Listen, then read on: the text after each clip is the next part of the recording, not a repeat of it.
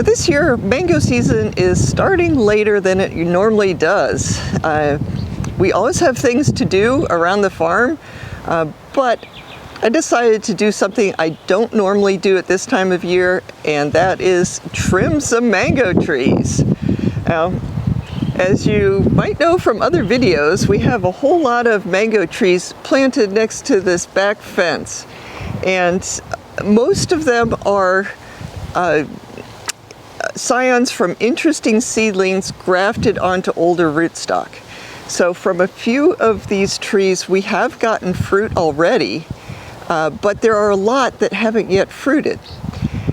So what I did was look at each tree pretty carefully to see if there are fruit forming, and of course tried to work around the fruit, and of course if any were flowering I was going to leave them be also. So I had a little extra energy, and so I started trimming these trees yesterday. And I wanted these trees to be a source of possibly a new good variety, and I also wanted to keep them quite small. They had gotten rather large, since they were last trimmed, which was the last right after the end of mango season 2022, and they were happy, grew a lot, and so I started on the row with this tree and just started trimming them back. So there is a whole lot of litter on the ground, just lots of branches, and I wanted to mention that the way I trim is I like to use the minimum amount of equipment as possible, I should say.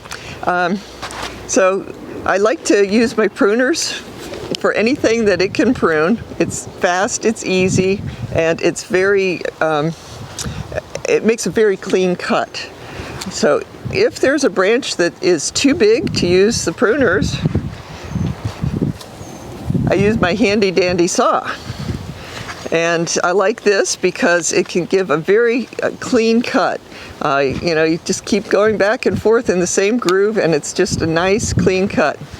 There was one branch that was too big for me to be using this tool. So my third line of defense or offense is this chainsaw. And it's a battery-powered chainsaw, which I like a lot better than the gas-powered ones, because it's, not that I am that familiar with using a vacuum cleaner, but this is very easy. There's just a safety button, and it's quieter than those, gas-powered chainsaws. So anyway, use this on one of the big branches. So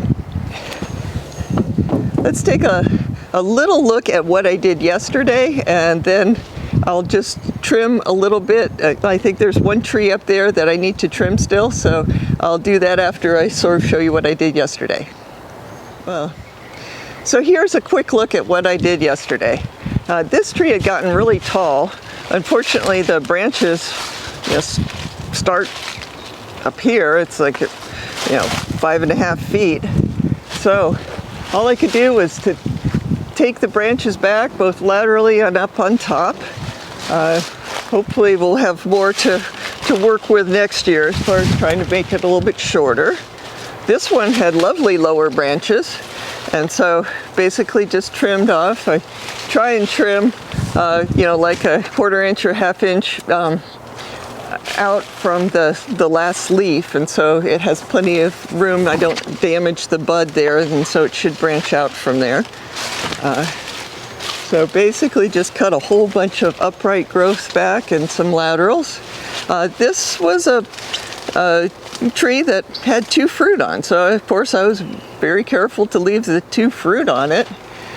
It had grown quite tall and full, very, very leafy. So anyway, most of that is now on the ground, and unfortunately when I was moving the branches around, I found let's see, there was one more fruit basically on this tree. I saw it a moment ago, but trust me, it looked exactly like that. So anyway, even when I was careful, there was still one that came off. And we had, this one had a fairly significant branch going out here and branching up, so just cut it back pretty far. This tree, I just felt like skipping at the moment.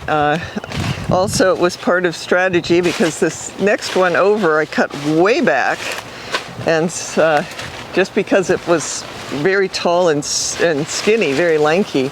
And this tree over here will help, like soften the light. So this might not get sunburn even though it has very few leaves. So we can always cut that back later. And I think I had one more tree that I was cut over here. Yeah, this was the one cut I used the chainsaw for. So I didn't think that I could do a very good job with a handsaw. This had this very, like significant trunk, major leader going up. So I cut that back here, and so that hopefully it becomes a smaller and more compact tree with trimming. So anyway, there's a few other things you can do at this time of year. If you don't have, this is trimming trees that didn't flower at all. And, I've got a few more that didn't flower back here, but, didn't get to them yesterday, so maybe tomorrow. But, here we have a tree that has no fruit on it, no flowers. The next one over also, no fruit, no flowers. And they are grafted trees. You can see right here, there's sort of a bulge right in this area. And that's the area that was grafted. So, sometimes when you graft it will have some change there. And I think this was the cleft graft, and it just bulged a little bit in that area. But another thing is, this one has a fruit, so that's lovely. But most of the tree is sending out new growth. So it's a great time to just cut back the new leaves, because the new leaves, they're not going to flower, they're not going to mature and then set flowers in the summer. And the new leaves are actually taking energy from the plant, or, they don't earn their keep until like 45 days after they emerge. So it's a great time to cut back, and so that you can get, like a more compact tree. So let me show you what I do with a plant like this.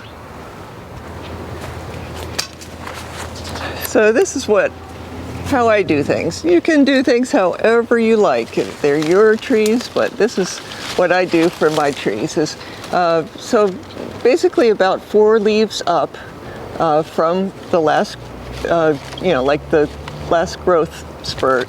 You can just cut about 1/4 inch above the top leaf, like that. And then it should branch out from those 4 areas. Here's one, all the branches coming out of the same place. Really not a great positioning of those branches. So again, I just cut above the leaf there. This is a growth spurt just starting. Again, just basically do the same thing. I don't really do much for these little skinny branches like that. If they need to get a little stronger anyway. But anytime you see the new leaves, it's an opportunity at this time of year in this situation where there's no fruit and no chance of flowers as far as I can tell. So here we have, look at this, this long area where there's no leaves, and then we have 1, 2, 3, and then this is the 4th one way up here. And I like to cut below this area that has all of the leaves in the same plane, basically, because all of the branches would come out of that same plane. And I think that this situation is much better because you have that each branch it can really attach well to the main trunk. And so you get a whole bunch of nice branches, and I think they look nicer too, instead of coming out of the same place, being staggered like that. So anyway, you might not be thinking about trimming your mango trees at this time of year, but if you have a tree that is taller than you'd like it to be, or it's the size that you want it to be, but you know it's going to grow over the summer and get bigger, you could actually do some early trimming, but just beware, make sure that you're not trimming off fruit and you're not trimming off flowers. As I say, in this area, I don't think that I have any chance of any of these trees flowering at this point in the season. And so I just can cut off the new leaves and also cut the trees way back, and so they'll have plenty of time to grow over the summer, and then we might do a light pruning at the end of the summer also.